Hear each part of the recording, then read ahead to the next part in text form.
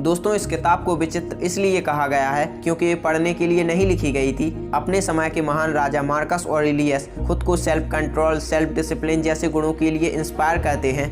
Meditation book में हमें पता चलता है कि वो खुद से क्या बातें करते हैं और कैसे अपनी परेशानियों से हर दिन निपटते थे। दोस्तों क्या आपको पता है कि मार्कस ऑरेलियस को इतना महान क्यों माना जाता है? दरअसल मार्कस ऑरेलियस किसी रजवाड़े में पैदा नहीं हुए थे। रोमन सम्राट हेड्रियन निसंतान थे। जब वो मर रहे थे तब उन्होंने सीनेट के बहुत काबिल और ईमानदार अफसर एंटोनियस पाइलस को चुना। ये भी खुद निसंतान थे, तो इन्होंने मार्कस ऑरेलियस को चुना।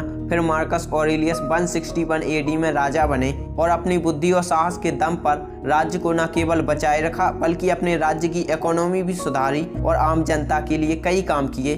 मार्कस ऑरेलियस को जीवन में कई बार जहर देने और मारने की कोशिश की गई और आखिर में 58 साल की उम्र में किसी इन्फेक्शन के जरिए उनकी मौत हो गई। Marcus Aurelius on life. Marcus Aurelius हर दिन अपने विचार लिखते हैं जिसमें वो खुद को हाईएस्ट स्टैंडर्ड पर जीने के लिए प्रेरित करते।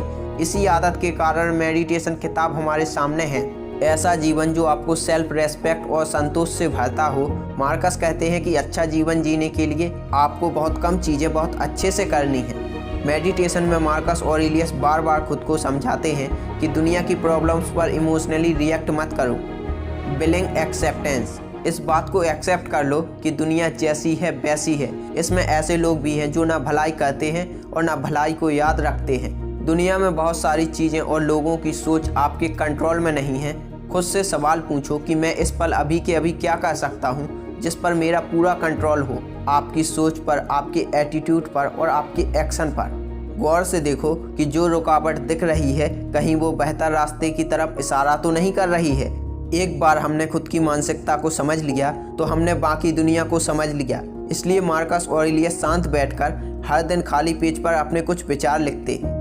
Life and present moment. Marcus कहते हैं कि जो लंबे समय तक जीता है वो भी मरता है, जो कम जीता है वो भी मरता है। जान का नुकसान बराबर है। इंसान से केवल उसका प्रेजेंट छीना जा सकता है, यानी उसका ध्यान भटकाया जा सकता है। इसलिए इस पल में जीना सीखो, यही सबसे कीमती है। Work with purpose. मार्कस कहते हैं कि बिना उद्देश्य के भटकने वाले मेहनती लोगों का भी जीवन बेकार है। हम सबके अंदर अनंत इच्छाएं और उत्तेजनाएं महसूस होती हैं। इन उत्तेजनाओं को पल पल दिशा देने के लिए कोई पर्पज होना चाहिए, नहीं तो सारी ताकत बिखर जाती है। दूसरों के गुण देखने से बहुत प्रेरणा मिलती है। जब भी अपने से बाहर प्रेरणा ढूंढनी हो तो अपने आसपास के लोगों की अच्छाइयों के बारे में सोचो, किसी की मेहनत के बारे में सोचो, किसी के डेडिकेशन को याद करो, किसी के दृढ़ संकल्प और साहस के बारे में सोचो। इस मेंटल एक्सरसाइज से बहुत मदद मिलती है। मार्कस खुद से कहते हैं कि अगर सुबह बिस्तर छोड़ने का मन ना करे तो खुद को याद दिलाओ कि इंसान होने के नाते इस जन्म में मुझे कुछ करने का मौका मिला है। अगर फिर भी बिस्तर ना छोड़ पाओ तो खुद से पूछो कि क्या मैं अपनी एनर्जी का उपयोग करूंगा या कंबल में छिपा रहूंगा। क्या मेरा जन्म छोटे छोटे सुख भोगने के लिए हुआ है या फिर अपनी ताकत का उपयोग करने के लिए हुआ है।